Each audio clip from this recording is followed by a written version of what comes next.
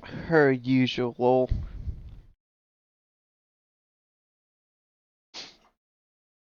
Hmm. We go in chronological order of the previous week. I don't know what episode this is on previous. Maybe I just like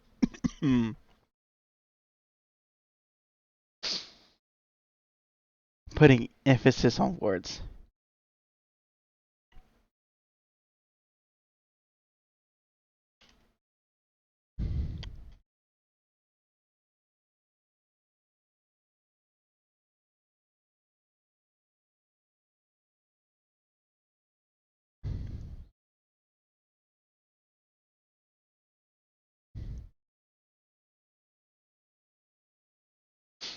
Mm.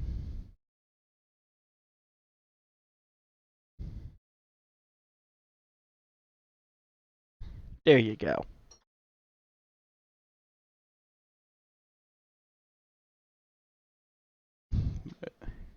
Boone is still off injury reserve, which stinks like a rotten tomato. Wait, I don't even know if rotten tomatoes stink. Just ignore me.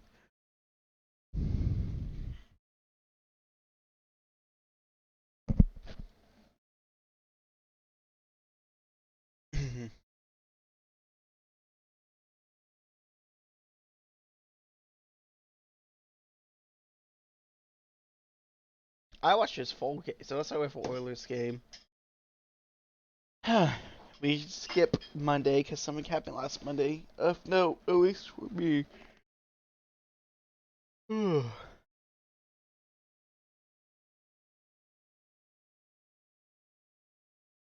the teams I cover in this podcast.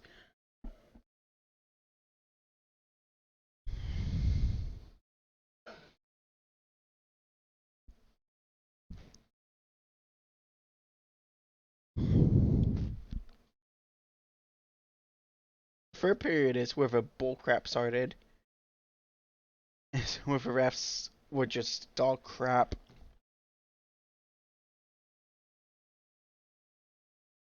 They're normally dog crap, but they're even worse when the original six team is playing.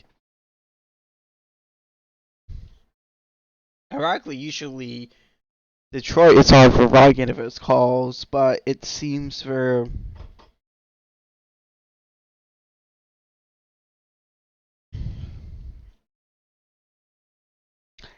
they magically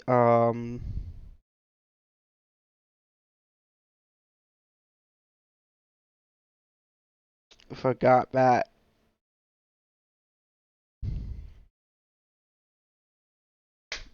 Detroit is usually overcalls, but since it's against my team, I know I sound a little salty and probably a little stopped up because what's the pollen count today? It's too dang high. So give me 1 second.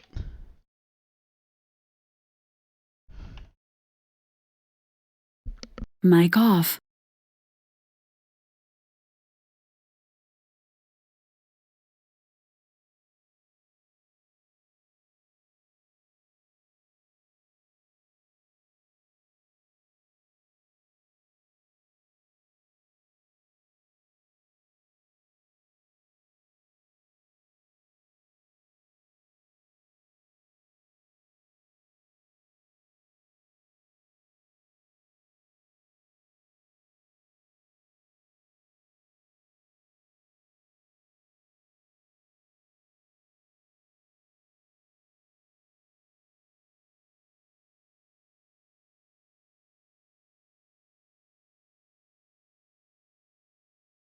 Mic on. Oh, that's the wrong screen. Yep, right around the third period. Excuse me, it's when all the bullcrap started. It's a very soft call.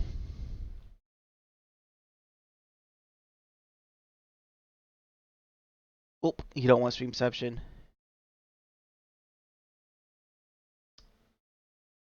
Wait, it was a There we go. It was a very bad call that led to them getting momentum.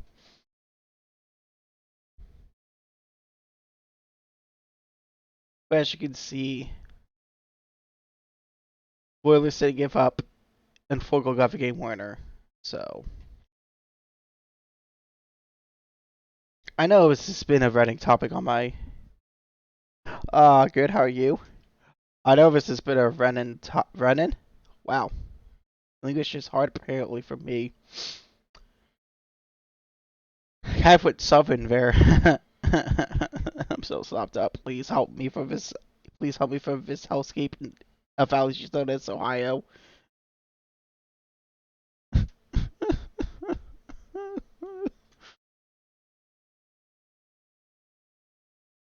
But anyways, it was a decent game.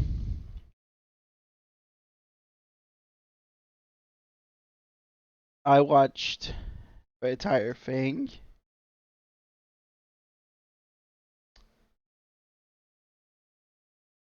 And yeah. The Jets play Tuesday.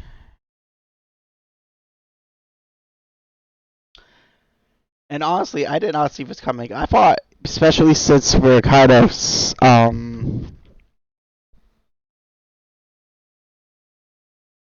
the lopsided history, especially when it came to the Western Conference Final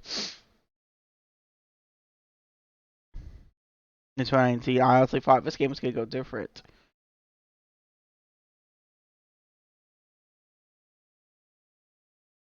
You see, Vegas almost got back into this, but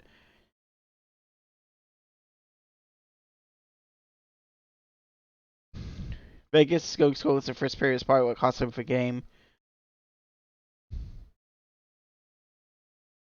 Oh, excuse me. I'm very glad it did.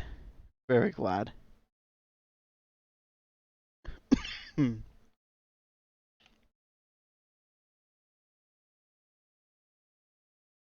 Extremely glad it cost them the game because I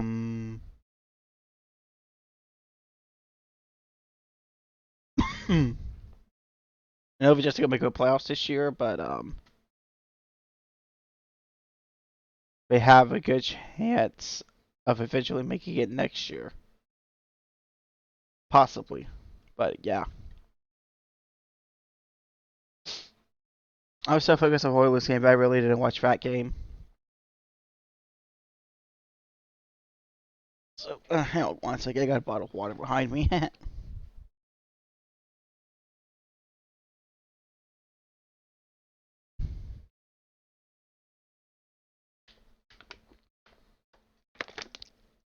If I'm honest, I really can't been hyper focusing on the Oilers this season, so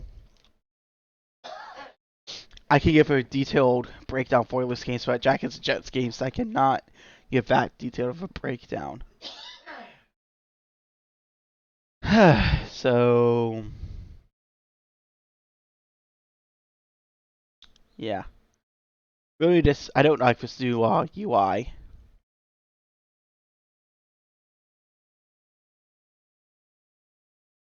Hopefully the snip spray works eventually, but I think I showed my cat.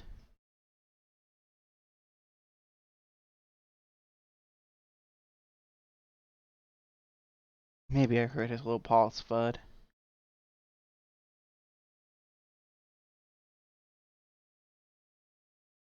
Yeah, but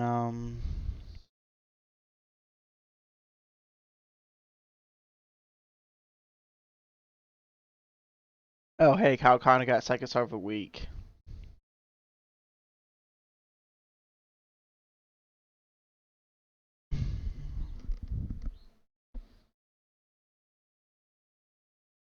Now let's move on to Wednesday for Jackets. For only teams that I watch that play that day. And they just won. Not that hard to beat Ottawa.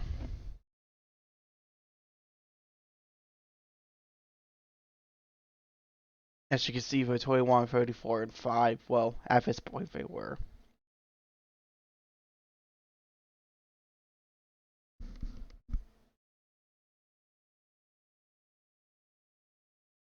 Yeah, like Ottawa probably should have scored more than one goal.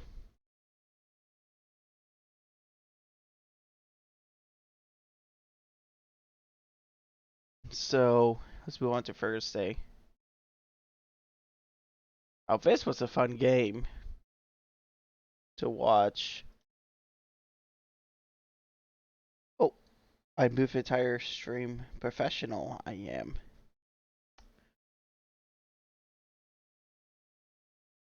Unless you're a Sabres fan, which there are Sabres fans.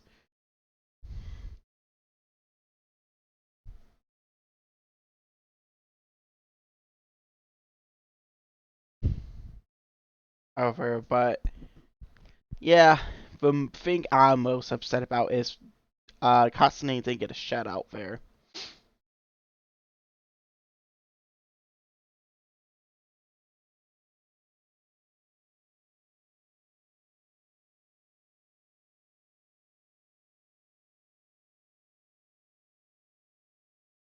Sorry, Mike Smith. I'm still used to Constantine started.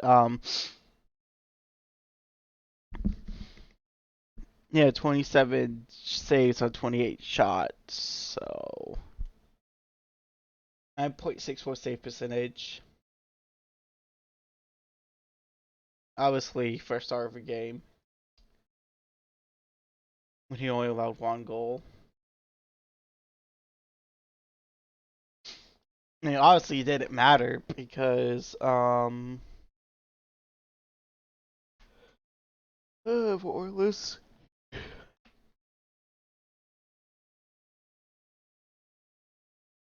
ended up winning, but you know,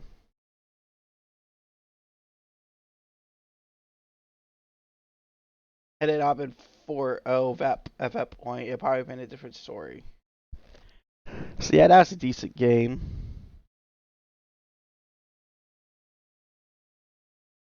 And we can move on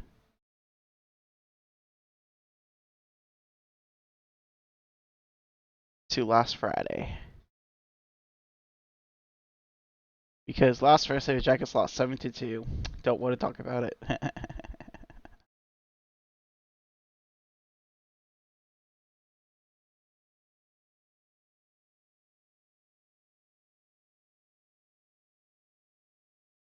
Fortunately, the Jets lost to Boston. Kind of saw that coming, but you know. Oh, what you gonna do?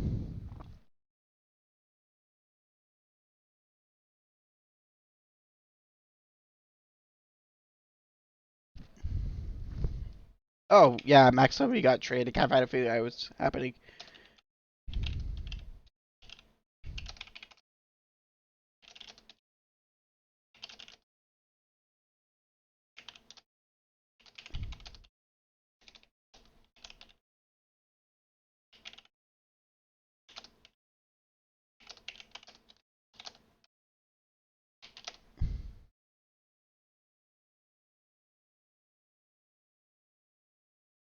So yeah, Max Obi was officially traded, which let's be weird here.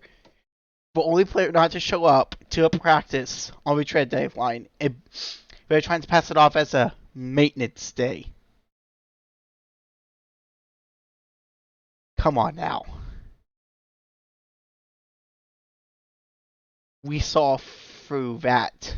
But anyways, back to Friday. I would say the biggest trade of this trade deadline was Marc-Andre Fleury get traded to Minnesota. We'll talk about that later though, but let's talk about Friday. Unfortunately, the Jets lost.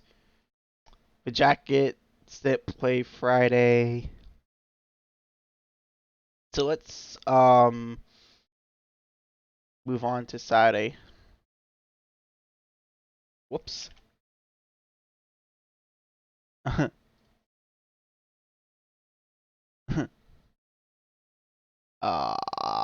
Let's hope if it's a Cincinnati match. Because I was calling your order. It was 1 p.m. kickoff, which was nice. Match it in round 3, something.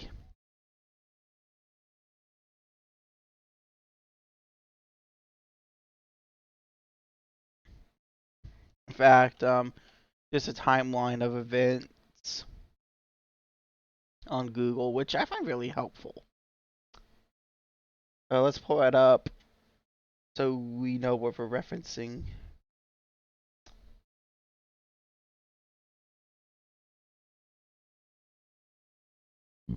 I think 6 minutes of stoppage time was a little excessive. I think 3 could have sufficed, maybe even 4. But as you can see, it even went to extra minute of stoppage time. Because apparently, in the first minute of stoppage time, Alec Khan was wasting time. That's what the FC Cincinnati official app said. But he got a yellow card for time wasting. Now, if it was late stoppage time, I could see that for yellow card. But for first minute of stoppage time, come on, bruh. But kicks off at 1:09 p.m. It's kind of weird. I noticed all the sports leagues do that. Your ticket says top of the hour, but really doesn't do to like NHL's like. All right, so like the Jackets game is supposed to, I believe, start at 7 tonight, allegedly. No wait, I don't know if the Jackets play tonight. Um, yeah, they don't play till Tuesday at 7, allegedly. So probably like 7:08. If the Oilers play at 9 tonight, 9:30. It's probably gonna be like 9:38. But anyways, back on topic. Gotta love ADHD. Matsurita with a beautiful goal to get us on the board. And in under 10 minutes, Cincinnati made it 2-0. And Matsurita had an assist, and yet was still on the bench for Team of the Week.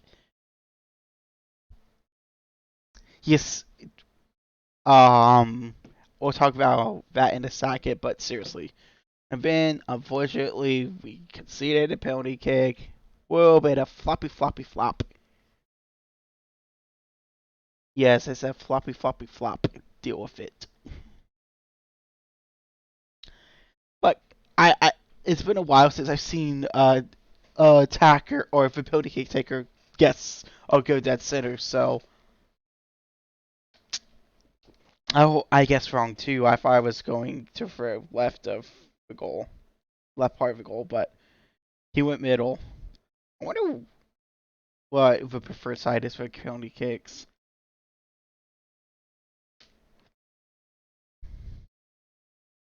I'm a special needs coach. I have some observations that corners are really, and if I'm playing goalie myself in special needs soccer, we have some competitive, I have some competitive teammates. We're doing this squad stuff, but if I'm watching MLS games, my own observations when doing goalie, it is really hard for myself to save go to my left or go to my right, which is why I'm surprised Higuain went dead center. Even Khan wasn't expecting that. I don't think it's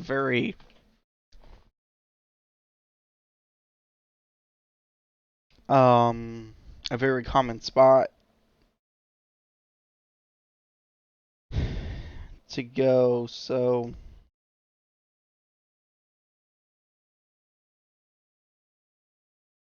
yeah, and then I saw my first case of VAR using mistaken identity, which this is mistaken identity. There's a yellow card, but it's given to a wrong person. Which I was confused because usually they put up a I don't know if it's like a legal requirement because I know actually I'm surprised they didn't put up a VAR screen, but it was clearly obvious, which is why I went to VAR. It was yellow card FC Cincinnati, but he gave it to the wrong person.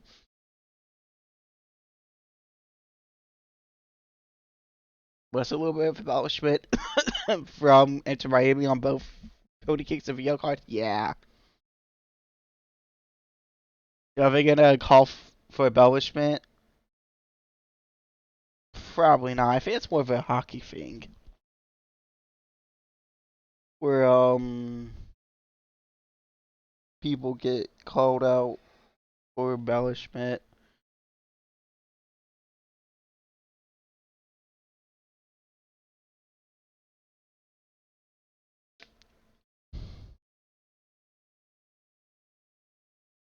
So, and then obviously, as you can see, if you have eyeballs,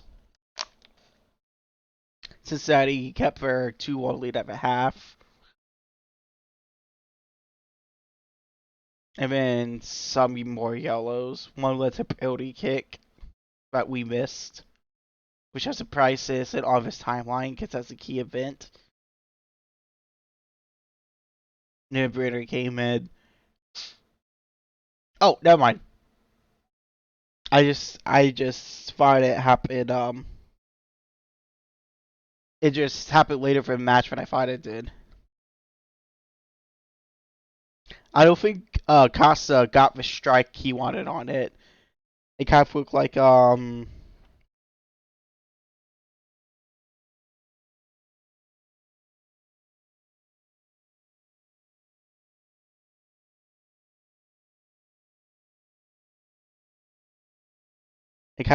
he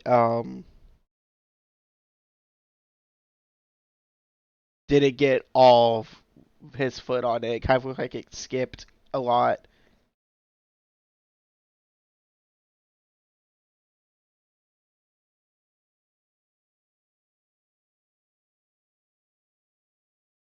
So honestly, if it happened a lot earlier than it did in the match.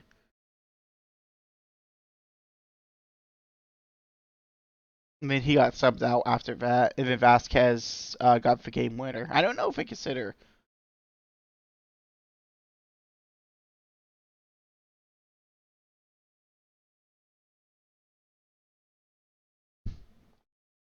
Yeah, we're doing some kind of pipe work outside. It's loud. Then Alec Khan got a yellow card.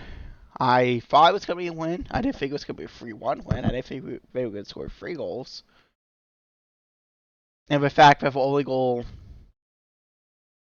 that Cincinnati's conceded was a penalty kick is actually very promising. Don't shoot. Why are you out of focus?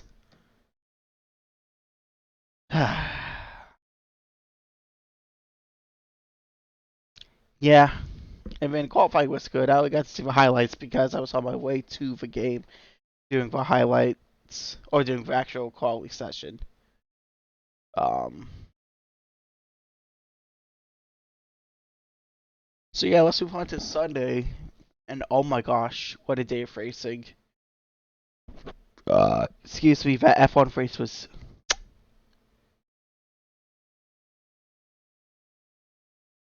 I think the cars have a lot of potential. It looks like under the right conditions, they can follow closely.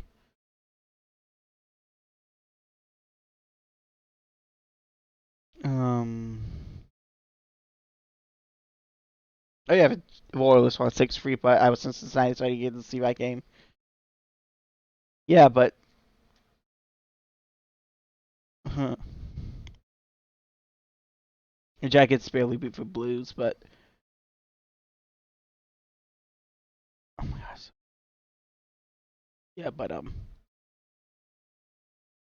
yeah.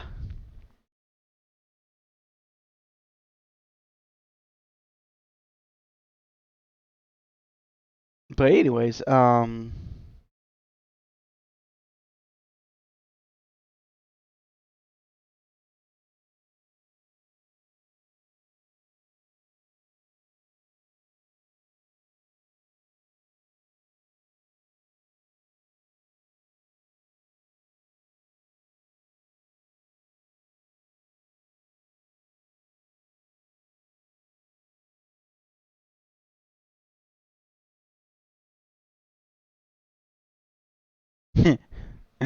Yeah, but anyways, that's just saying.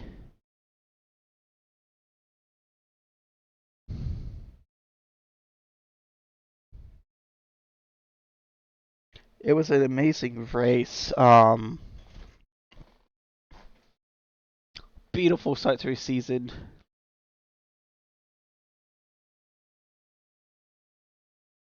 Um,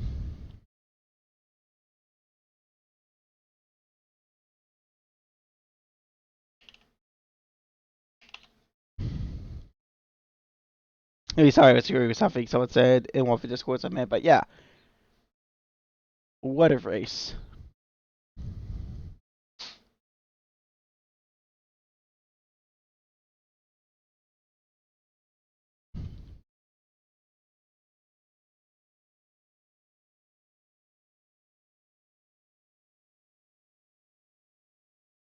Already playing F1 Fantasy, sillies.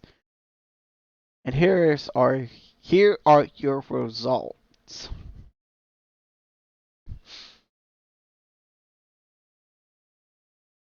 Charles Leclerc, Carlos Sainz, and Lewis Hamilton.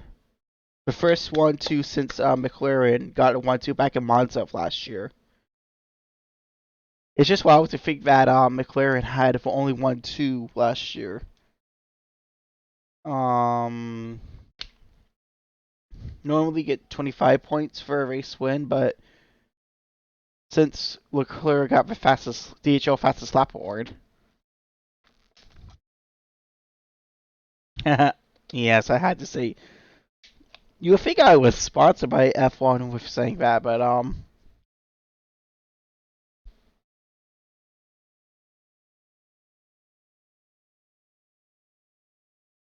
as you can see, Charles Leclerc have a DHL fastest lap award. See, yep, no, Leclerc scored an additional point for setting fastest lap ever race. So how that works, if you're new to F1, is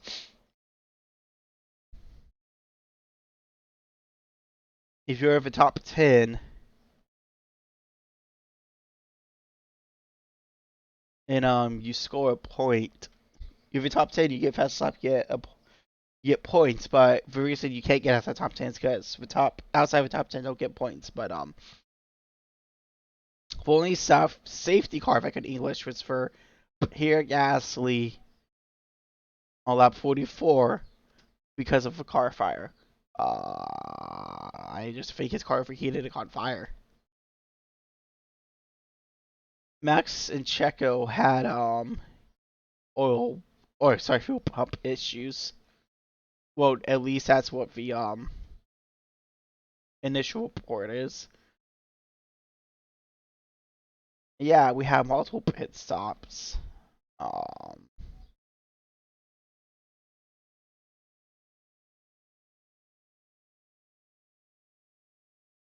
you can see how it turned into a free stopper when it was actually projected to be a two stopper.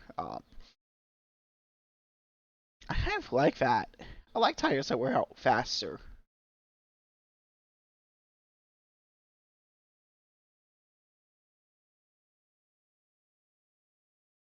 Some may think it as a weak side, but I think it improves strategy of races. Makes you think harder. Makes you wonder. And if it's going to be a free stopper, is there going to really stop? You know it's going to be multiple. And they're not selling you Siri. Go away.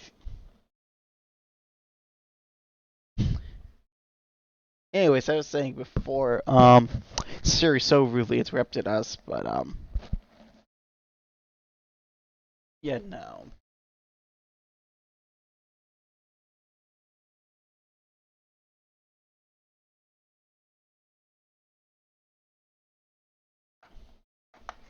Yeah, it's a great race. You can see it became a free stop race when projected strategy was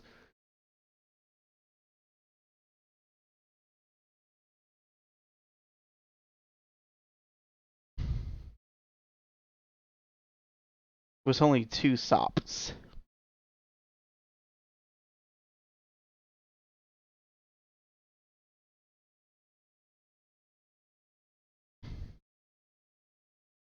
So definitely the biggest loser was Max, starting from second and not even finishing the race. And like I said, your podium was Leclerc, Sainz, and Hamilton.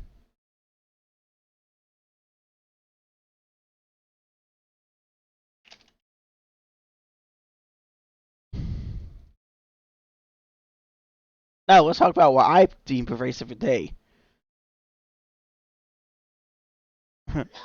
Race of the week, excuse me.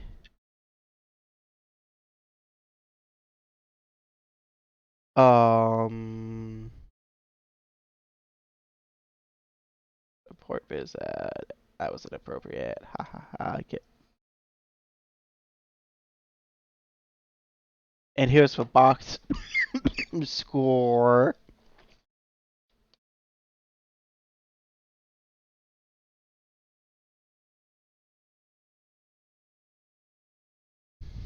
As you can see, first was 2 hours 9 seconds. Sorry, 2 hours 9 minutes 29 seconds. The average speed was 165 miles per hour. The fastest lap was 220.661, set by Pato Award on lap 63. Scott McLaughlin's fastest lap was at 217.662. 622, excuse me. But he might have been trying to save some gas compared to Pato Award.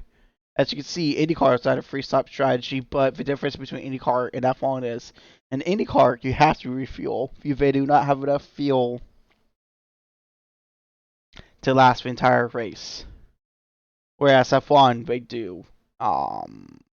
This was a really horrific refueling fires that prompted F1 not to want refueling, but IndyCar I don't even think that would be possible without making the car stupid heavy. Hopefully, y'all can't hear that the beeping from one of the dump trucks outside. That'd be really annoying. But I think I just heard my cat. Connor?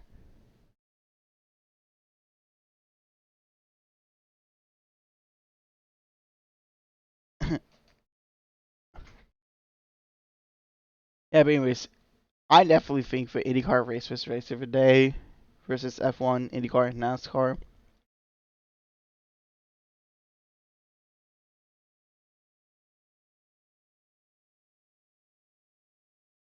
Now, the last caution was really long.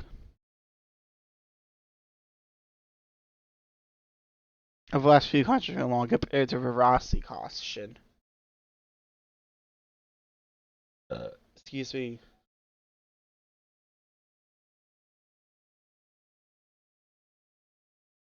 He only completed 11 laps because of alternator issue.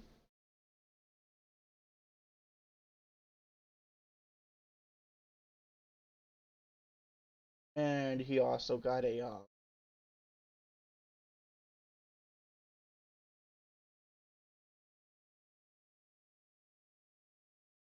penalty for jumping the start. It's very obvious he jumped the start.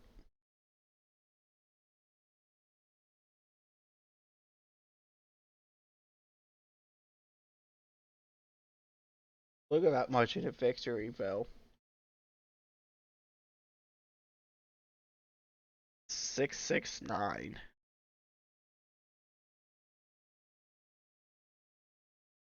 Look how close Marcus Ericsson was. When the top three just checked out, like, later, nerds!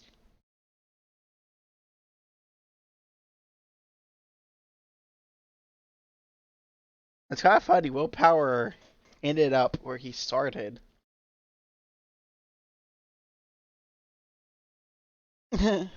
So,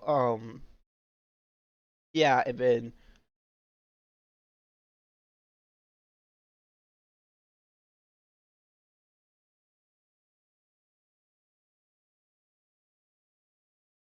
we had an alpha caution. It took till lap 99 to go next caution.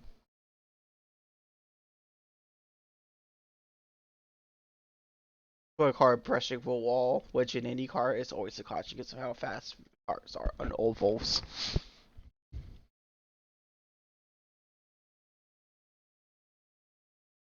Even the 14 just hit the marble, spun out, and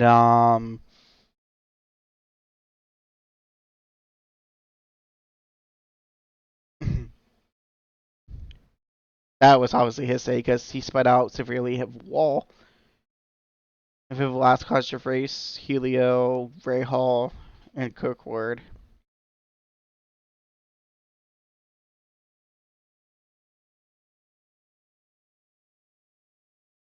all had contact. I think Ray Hall catch Evers could do there. Kyle Kirkwood just got too low of an apron. Slid up the track and took out two instant drivers. They said on the TV broadcast that it was supposed to be basically treated like it's out of bounds. And he tried to make a pass out there and he paid the price.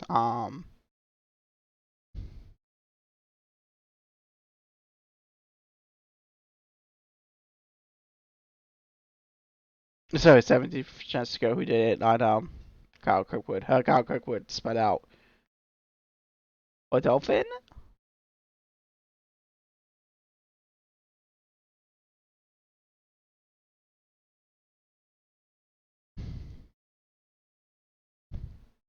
Some interesting mechanical for it was like something caught fire on Roman's car.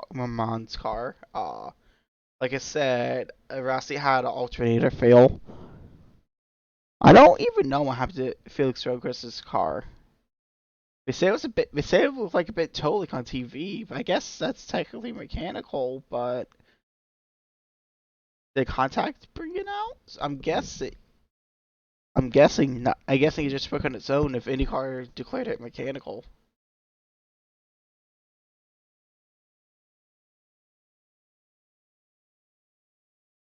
And that battle for the win was beautiful.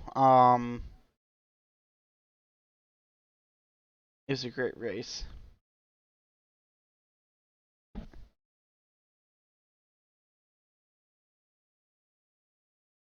You see, her the finish the lappers were Hutter, Colton, Ed, J.R. Hill were Colton Herta, Ed Carpenter, J.R. Hildebrand, Pato Ward, Cameron Lot, who's very thankful for the arrow screen because he almost got hit with a what was it?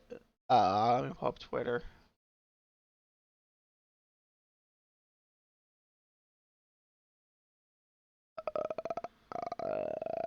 It was my tweet about if Texas race.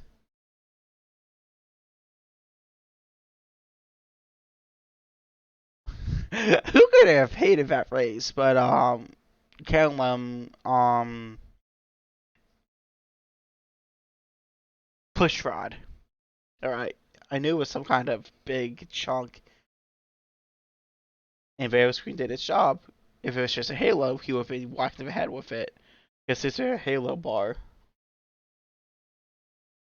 So, absolutely, the arrow screen is worth it. It has saved multiple drivers from multiple fatal crashes. It's just damn shame we had to actually have driver side to get more cockpit protection, but it's not. I would say it's an American thing, but even FFA did it, so it's just a racing thing in general. We wait until someone dies. Racing sometimes waits until someone dies instead of adding preventative measures for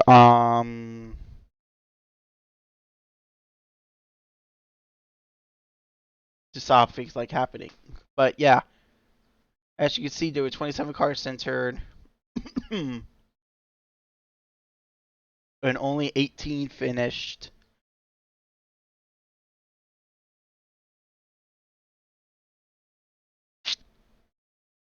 Obviously, a DNF is never normally it's not a driver's fault. If it's a mechanical DNF, contact, it could be a driver's fault. Like defense just go, that's solely his fault.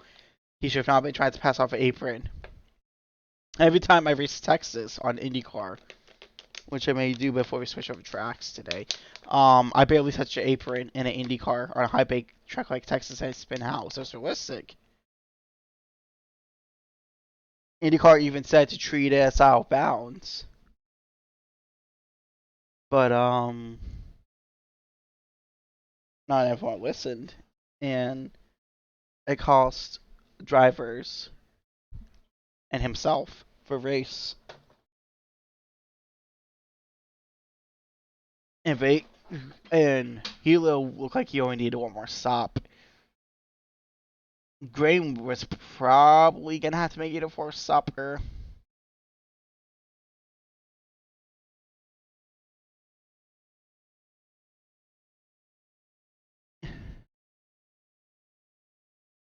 You can see we had a bunch of lead changes.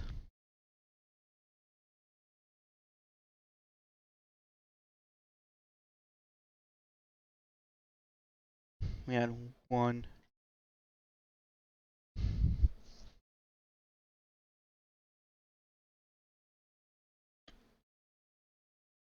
We had 15 lead changes. And this is why I enjoy IndyCar road courses, but there's something that beats for absolute adrenaline of seeing IndyCar on an oval. Nothing beats that Indy 500 vibe. Nothing for racing.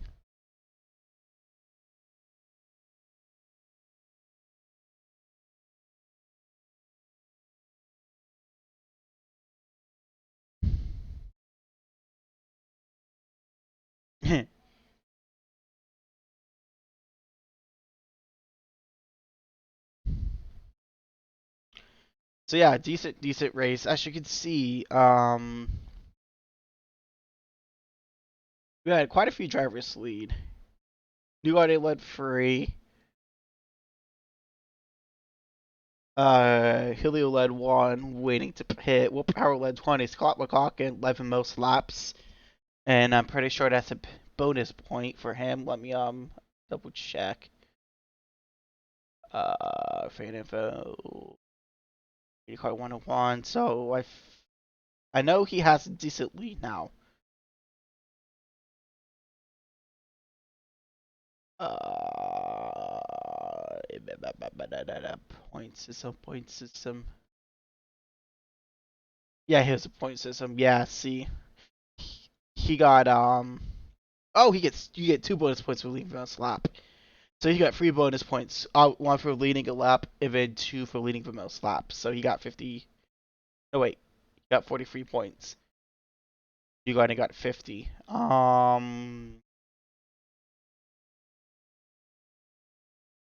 And here are the points. Ah, What Power has 69 points.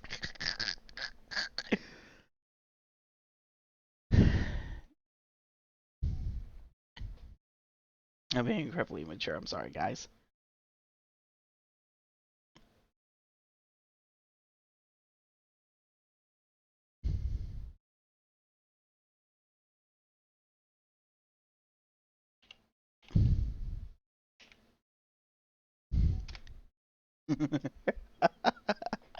Willpower has 69 points.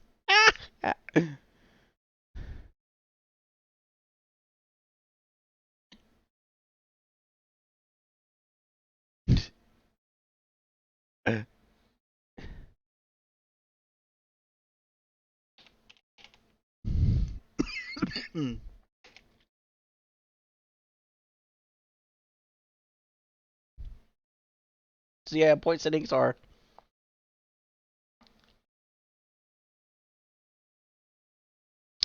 Scott McLaughlin at 97,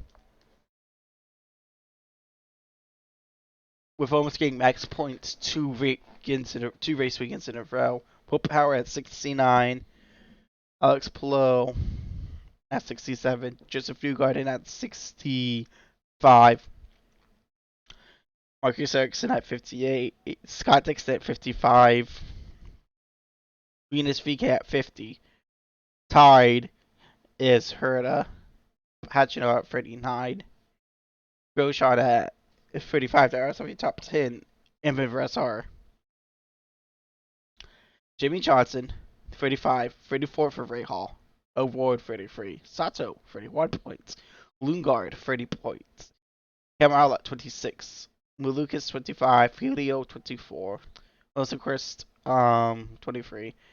Because he raced once and where he finished, he got 22 points. Connor Daly, 21 points. Justin Keller, 18. Cookward, tied. Freeway tie. Joe Hoodbrand, 17. And then you got I think Montoya's only doing 500. I know Tony's only doing 500. I think Marco's only doing 500. So these are.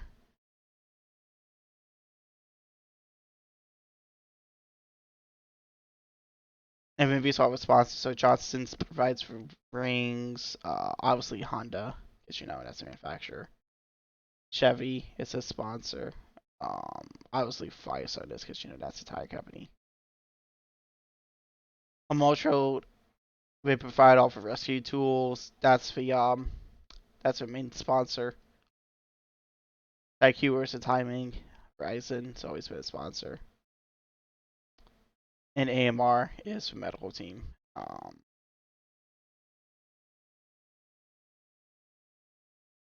So yeah, let's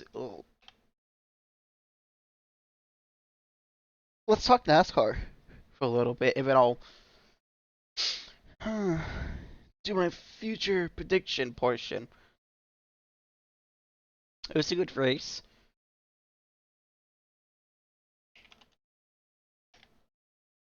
Um,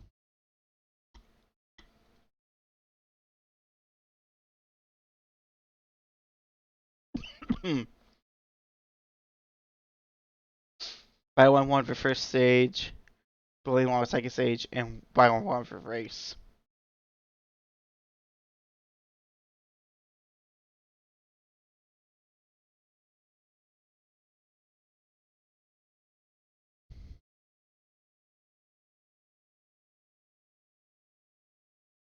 The fact that NASCAR has 5 different winners this season is amazing. Kind of reminds me of IndyCar did last year with 7 winners and 7 races. This new car, it's really working well.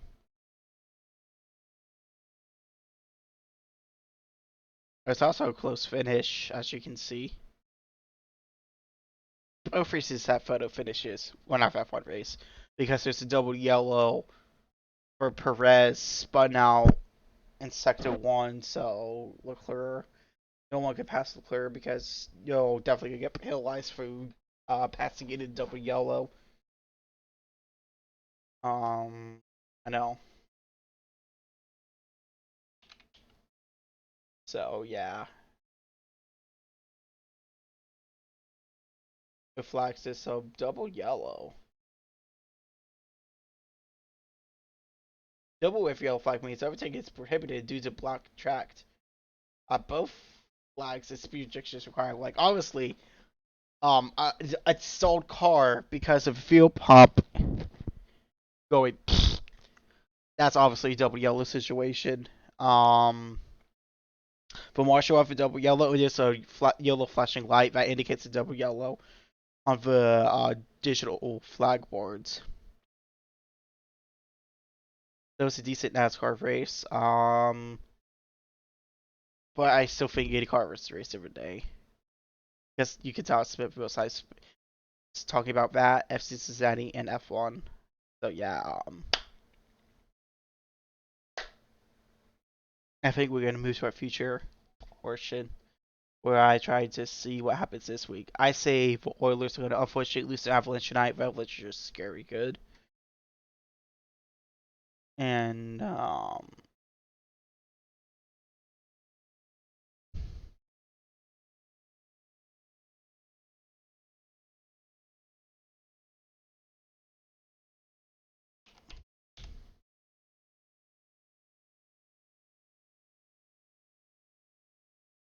Yeah, that's it for tonight. Tomorrow night, I save a for night skip back after Jets,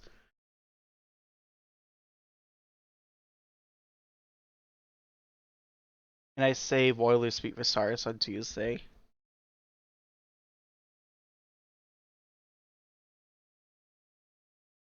I save a Penguins beat for Jackets on Tuesday.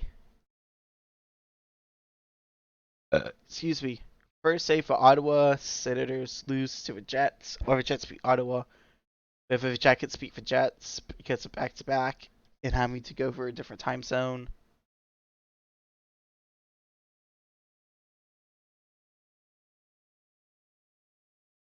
Oh, first save for Oilers beat the Sharks.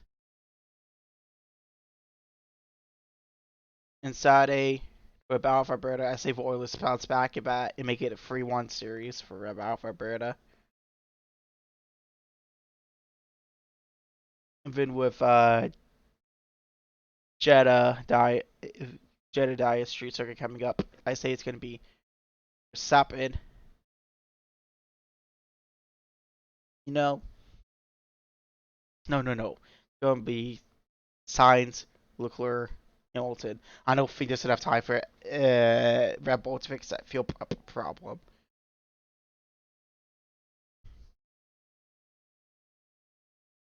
And for the Sunday games, I say the Jets beat the Coyotes. I don't know why the Jets side up twice. Don't ask. And Saturday the Jackets lose to the Wild. And, yeah, that's about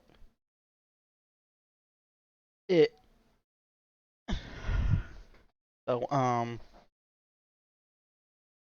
yeah, I think that's gonna do it for today. If you're watching on YouTube, we are ending this now. So I'd like to thank you guys for watching. God bless.